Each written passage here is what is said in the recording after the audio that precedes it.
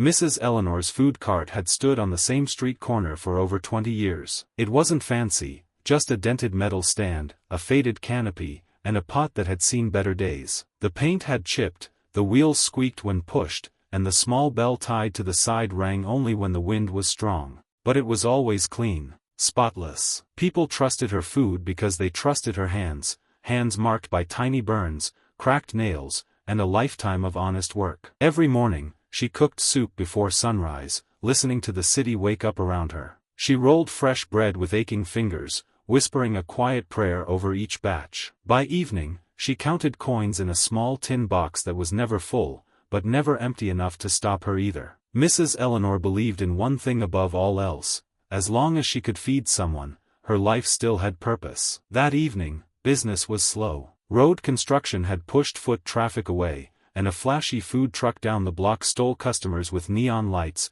loud music, and menus that promised luxury but not warmth. Mrs. Eleanor sighed quietly and stirred her pot, the familiar motion calming her worries. That's when she saw them. 3 boys stood a few steps away, huddled together as if the world was too large without each other. Same dark eyes, same sharp cheekbones, same messy black hair. They shifted their weight nervously, clearly debating whether hunger was worth the risk of rejection. Their clothes were oversized and worn thin, their shoes barely holding together. Dust clung to their knees. Hunger clung to their faces. They didn't beg loudly. They didn't cause trouble. They just stood there, hungry. One of them stepped forward. "Ma'am," he said softly, shame heavy in his voice, "do you have anything left you can't sell?" Mrs. Eleanor froze, ladle midair. In that moment, the street noise faded, replaced by memories of empty evenings and silent kitchens. "Do you have a mother?" she asked gently. The boys looked at one another, and that silence said everything.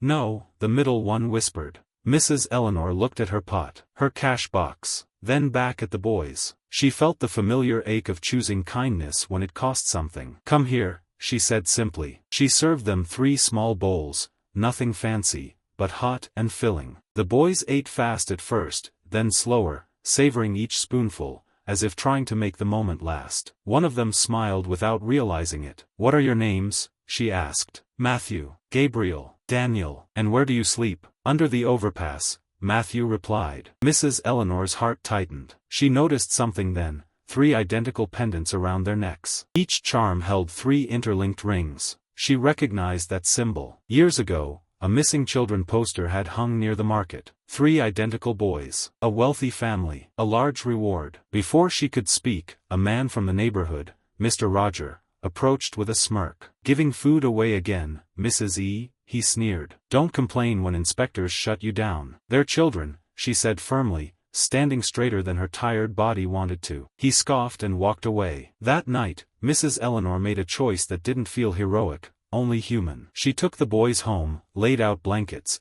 and cooked one more meal than she could afford. They helped at her cart, cleaned, worked, learned, never stole a thing. They called her Miss Ellie and listened carefully to every word she spoke. And then one morning, officials arrived. "Protective custody," they said. The boys were taken. Mrs. Eleanor followed, begged, cried, but she wasn't family. She was nobody on paper. Years passed. Her cart stayed. Her hair turned white. Her back bent lower. But she never forgot the boys. She saved 3 extra napkins every day, pushed 3 stools together by habit, and then pulled them apart, ashamed of hoping. Until one Friday afternoon, the roar of engines silenced the street. 3 luxury cars rolled to a stop in front of her cart, sleek, black, expensive. People stared. Phones came out. Mrs. Eleanor felt fear before wonder. 3 men stepped out, tall, well-dressed, calm. The man in the center spoke first. "Mrs. Eleanor." She looked up, and recognized those eyes. "We didn't forget you." Her knees nearly gave out. They were Matthew, Gabriel, and Daniel. They had been found years ago,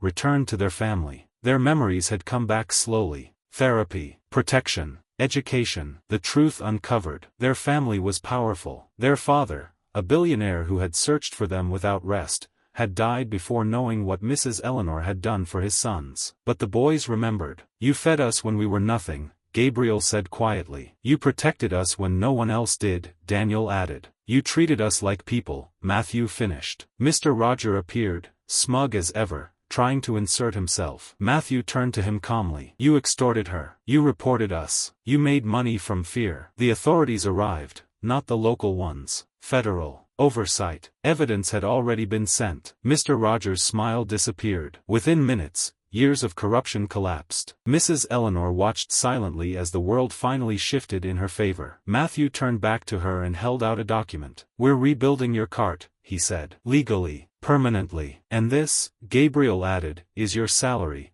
for the rest of your life. Mrs. Eleanor shook her head, tears in her eyes. I didn't help you for money. Matthew smiled softly. We know. That's why you deserve it. The next morning, her cart stood brighter than ever. Not flashy, not loud, just clean, honest, and free. And every day after, Mrs. Eleanor fed people the same way she always had. Because kindness, given quietly, has a way of coming back. Sometimes carried by billionaires, but always powered by the heart. In time, people began lining up not just for the food, but for the story. Mrs. Eleanor never told it herself, she simply served with the same quiet smile. On the corner wall, a small plaque appeared, placed there without announcement. It read, kindness needs no witnesses. She still woke before dawn, still stirred her soup with care, still believed in feeding one soul at a time. And though billionaires now stood behind her future, it was her humility that remained the richest thing on that street.